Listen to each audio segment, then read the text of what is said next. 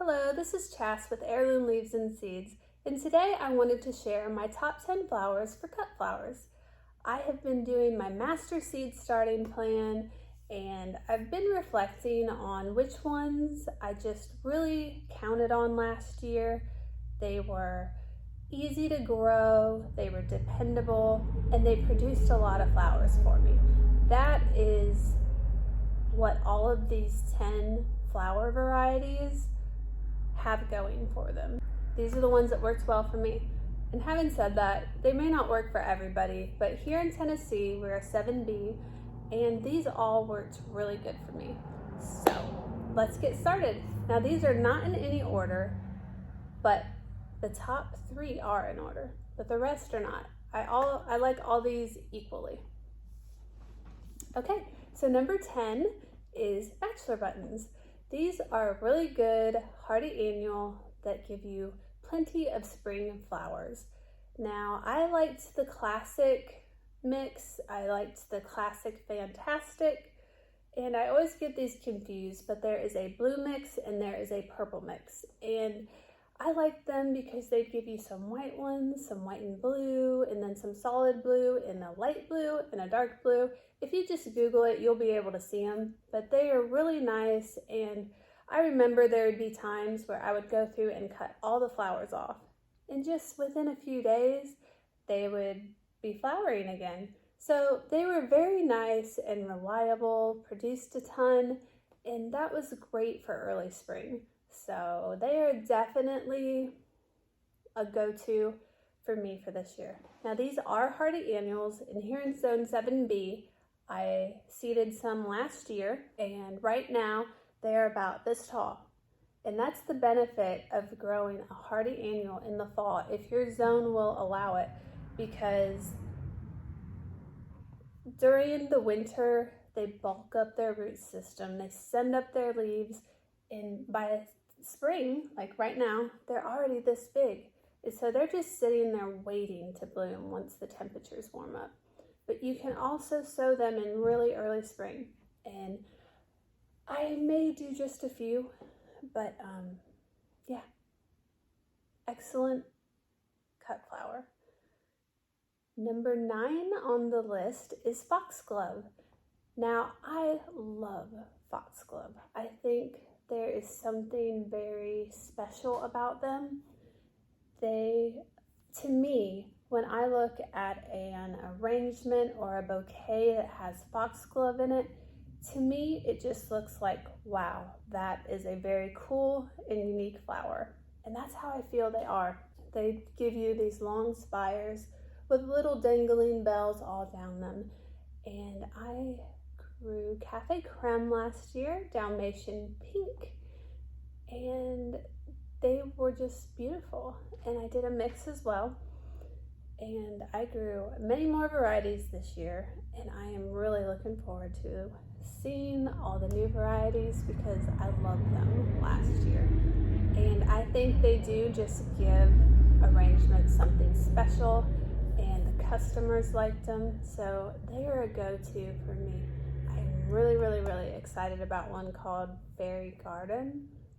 I think that's the name. I'll link it if it's wrong, but those look absolutely gorgeous. So can't wait for those. Number 8 on my list is snapdragons. Now, any of you that has watched some of my previous videos will know that we had a really rough winter last year. Very cold, below 0 temps with ice right on top of that. It was bad. It wiped out a lot of my cold hardy annuals, and snaps were one of them. And I had about 10 survivors, and you would not know it because I had plenty of snapdragons last year, and I was so amazed at how many flowers such a small amount of plants produced, because I was so bummed about the fact that I lost so many last year. But it was very neat to see how many flowers I got from just a few plants, and they were so beautiful, and they give you that nice spike element like a foxglove, And I think that bouquets just need that. If you ever learn about the different types of flowers, how you need a focal flower, a secondary one, a filler, a spike, and an airy element. And the foxglove and the snaps give you that spike element, and it really does add something to a bouquet. Excited to see all the ones that I'm growing this year. One I'm especially excited about for a snapdragon is the Madame Butterfly series. I did a mix and a Madame Butterfly bronze, and they're more of a frilly, they might even be a double. I'm not 100% sure on that, but the flowers are more full. So I'm really looking forward to those. All right, number 7 on my list is Cosmos. Now, they are very, very nice for a cut flower. A lot of times what I will do is I will pick a spray of Cosmos. So I'll have one open and some in bud, because as a single flower, a Cosmos flower that's open does not last very long. But if you have those buds, other buds on one spray, that will prolong the vase life of that stem. But Cosmos are nice because I found out at the end of the year that you can use their foliage in bouquets. So not only do you get their cute, dainty, airy flowers, you can also use their foliage. And that's very helpful because sometimes it seems like the foliage, I'm always hunting for foliage. You can never, it seems like, grow quite enough of that. And another good thing about Cosmos is they come in so many different colors. And I like the dark cranberry colors, like the double click cranberry, the rubinenza. And I also like the picotees and the bicolors. I find those are very beautiful. And I have heard that any of the double Cosmos last a little bit longer than the singles. So I'm going to focus more on the doubles this year. All right, number 6 is Nigella. Nigella is another cold hardy annual, and these are very nice because you can use the flowers and you can also let them develop into their seed pods. And the seed pods are very neat, they're unique, and it breaks up just having a bunch of flowers in a bouquet. And they are also very easy to save seed from. And if you're only growing one variety of Nigella, then you have no worries about them crossing, and you can just save the seeds. Just pick them, let them dry. Once they're nice and dry, just shake out the seeds or just kind of pop the pods and the seeds will fall out. They were very nice. Now these I would succession plant because it's like they flower and then they start to form the seed pods and then they're kind of done. So I'm going to succession plant these because I remember I did like a mass planting and it's like the flower petals dropped off. It seems like the flowers don't last overly long. So, and then they immediately started to develop the seed pods, which isn't bad because that's a whole separate stage that you can use them for. But it would be nice to have another round coming, and I didn't do that last year. So I'm definitely going to succession plant the Nigella this year. Number 5 on my list is chocolate lace flower, and I really liked these.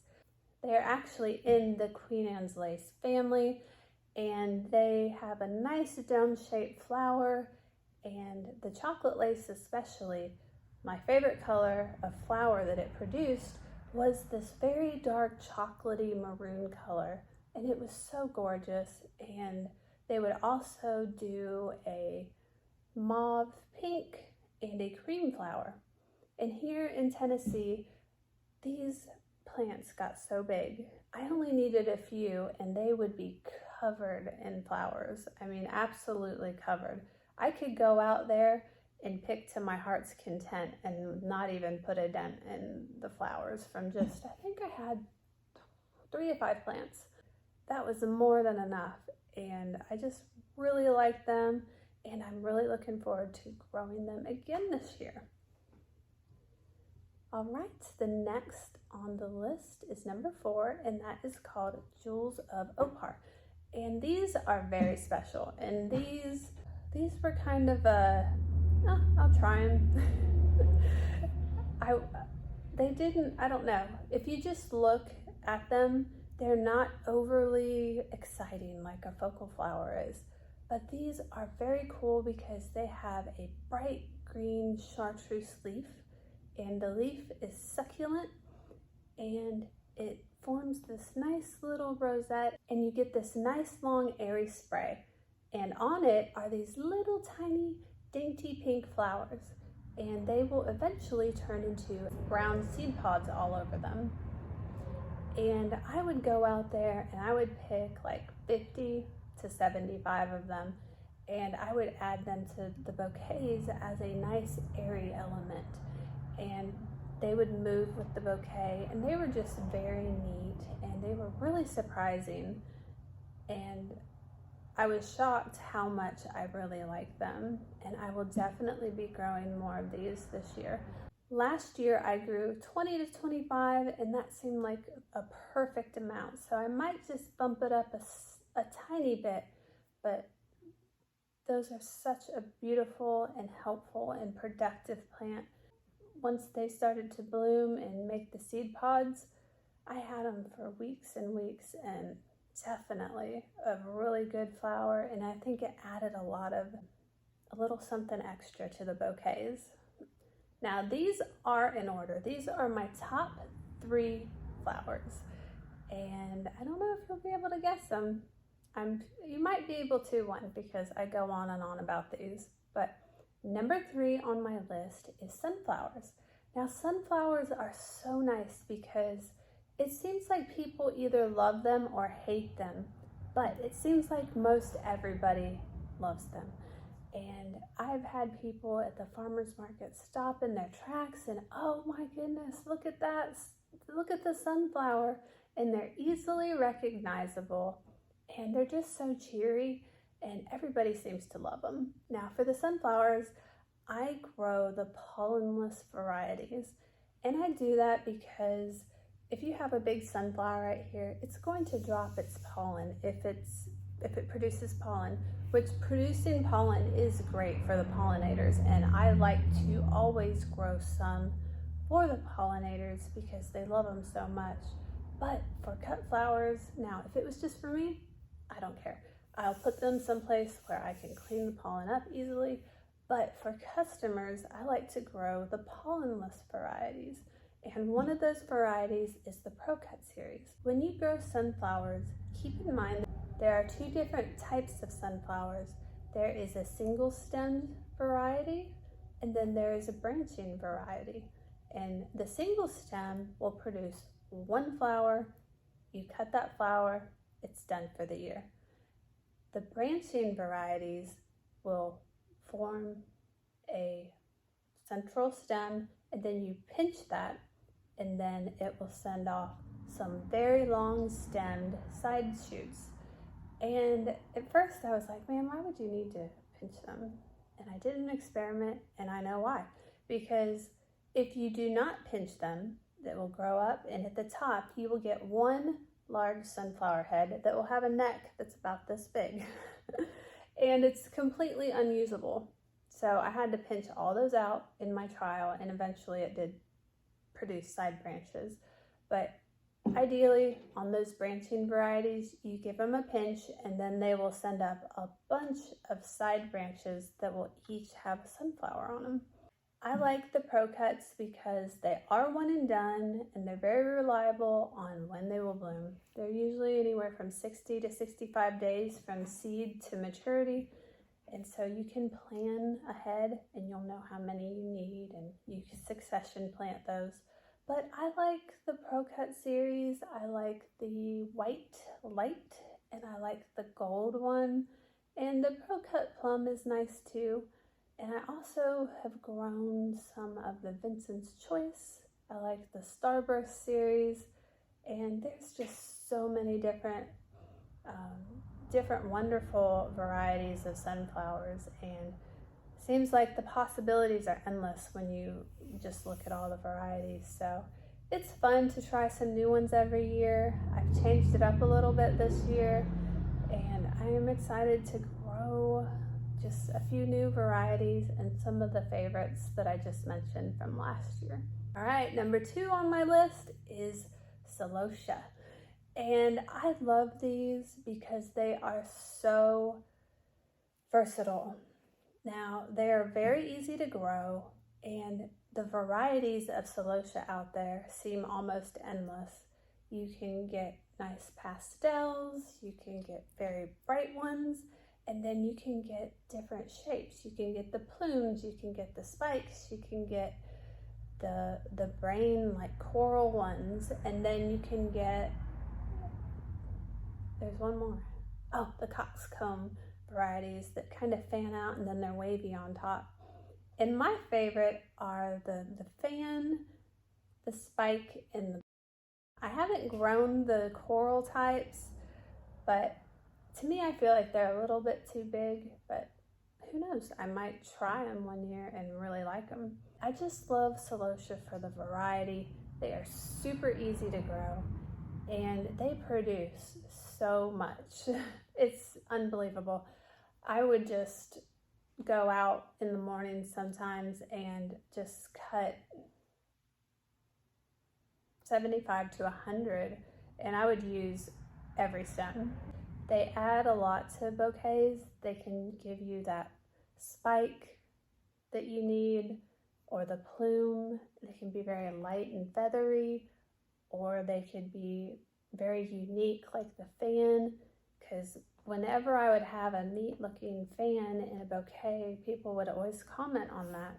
I just love celosia because they produce so much, and just the variety, the ease of growing, and they give you that different element in a bouquet that you need. Number 1, I don't know if you guys can guess which one this is. I talk about this one a lot in my other videos, but I don't know if you've guessed it, but the number 1 choice for a cut flower is the zinnia. And I love zinnias.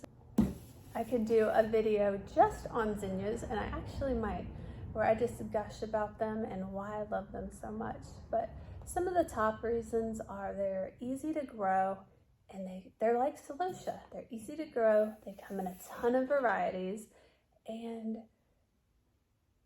you just will never get bored of them.